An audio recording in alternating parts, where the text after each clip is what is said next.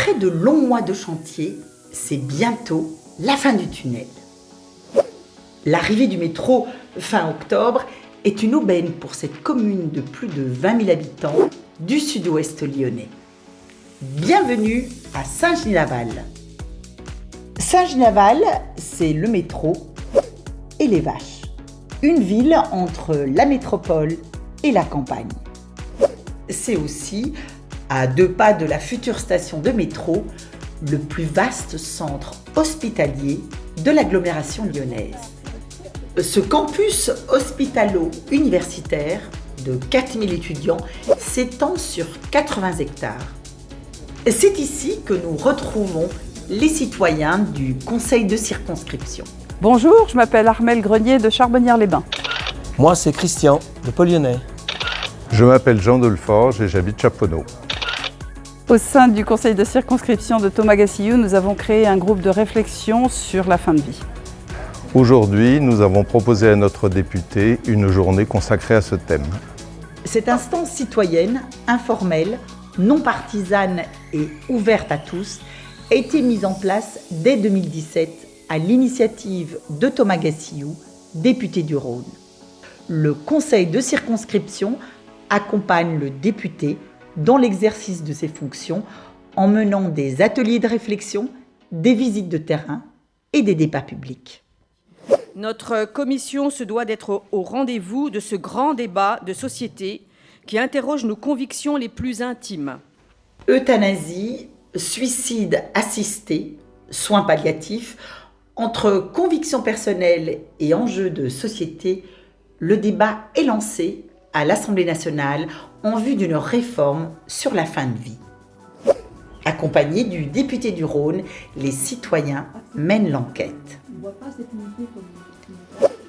Au sommaire, ce mois-ci, à l'hôpital Lyon-Sud et au centre Léon Bérard, 2 services de soins palliatifs de la région lyonnaise nous ouvrent leurs portes. Anticiper le pire et espérer le meilleur. C'est tout à fait ce qu'on essaye de faire avec les patients. C'est un service plein de vie, effectivement. En tous les cas, on l'imagine comme tel et les patients le font vivre comme ça et leur famille aussi. Le conseil de circonscription a aussi organisé cette semaine une visioconférence en direct avec la Belgique. Ça me paraît tout à fait légitime que vous soyez dans ces réflexions-là. En 2002, nos voisins se sont dotés d'une loi dépénalisant l'euthanasie dans certaines situations. Dans cette loi, l'euthanasie est définie comme un acte médical pratiqué par un médecin qui met intentionnellement fin à la vie d'une personne à la demande de celle-ci. L'acte de décès, c'est une mort naturelle. Le médecin signe que c'est une mort naturelle. Là-bas, l'euthanasie n'est cependant pas un droit. Ce n'est pas parce qu'on exprime une souffrance qu'on y a droit. Moi, je répète toujours, on a le droit de le demander, ce n'est pas pour ça qu'on a le droit de l'avoir, l'euthanasie. Et ça doit être très clair. Même si toutes les conditions légales sont réunies, le médecin est libre d'accepter ou de refuser de pratiquer cet acte. On reste maître de nos choix, aussi bien le patient que le soignant. Même le jour de l'acte euthanasique, on lui demande encore, avant de faire l'injection pour l'endormir, on demande si c'est toujours OK et elle peut encore dire non jusque-là. Cet échange passionnant, parfois bouleversant, a permis aux citoyens de mieux comprendre le dispositif belge. On essaye de mettre tout un rituel aussi, de se dire au revoir. Parfois, il y en a qui boivent encore un petit verre de champagne, parfois on met une musique. C'est quelque chose où on est tous vraiment dans une espèce de communion avec le patient et ce qu'il a demandé. Retour à Saint-Genis-Laval. Cet après-midi, les citoyens ont rendez-vous à l'hôpital Lyon-Sud à la rencontre des équipes du professeur Persaud-Chambard. L'unité de soins palliatifs, c'est un service de ce qu'on va appeler de médecine aiguë, c'est-à-dire qui est là pour gérer des situations de crise. Les soins palliatifs visent à atténuer la douleur physique et à préserver la qualité de vie des patients. On parle de projet de vie. C'est comment essayer de déployer des techniques les plus performantes médicalement, aussi des techniques non médicamenteuses, de la relation humaine, au profit du patient et en respectant ses souhaits au maximum. Au-delà des soins palliatifs, les malades et les personnes en fin de vie ont depuis 2016 de nouveaux droits. La loi dite Claeys-Leonetti autorise dans certains cas le recours à une sédation profonde. Cette sédation profonde et continue maintenue jusqu'au décès, elle doit être demandée par le patient, réfléchie en collégialité.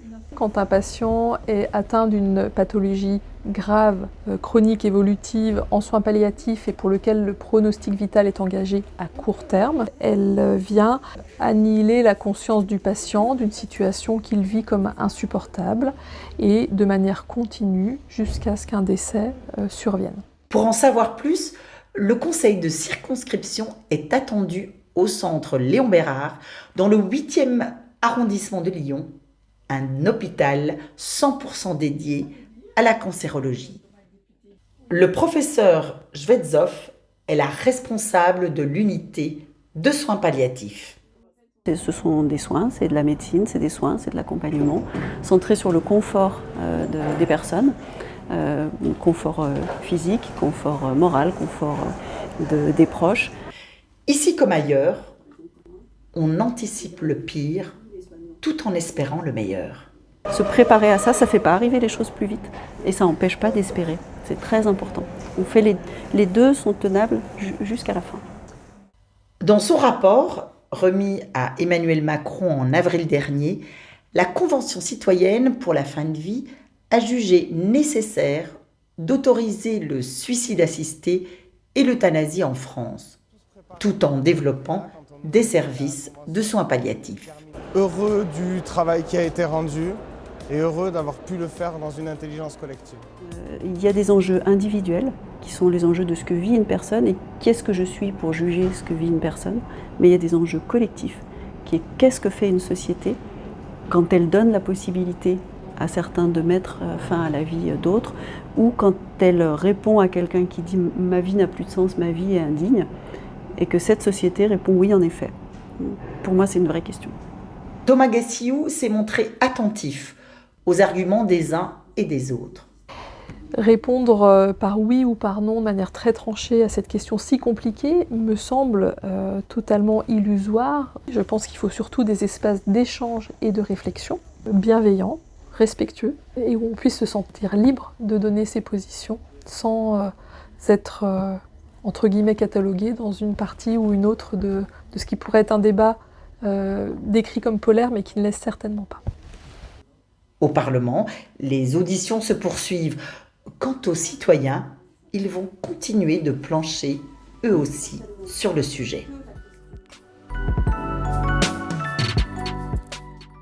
La 60e réunion publique du Conseil de circonscription à Saint-Gilles-Laval est revenue sur la question de la fin de vie. On a démarré ce groupe en octobre dernier dans le cadre du projet de loi sur la fin de vie. Alors on s'est aperçu que c'était un sujet très très compliqué et que dire oui ou non c'est pas possible, il faut vraiment en parler. Un nouveau projet de loi pourrait voir le jour dans les mois à venir.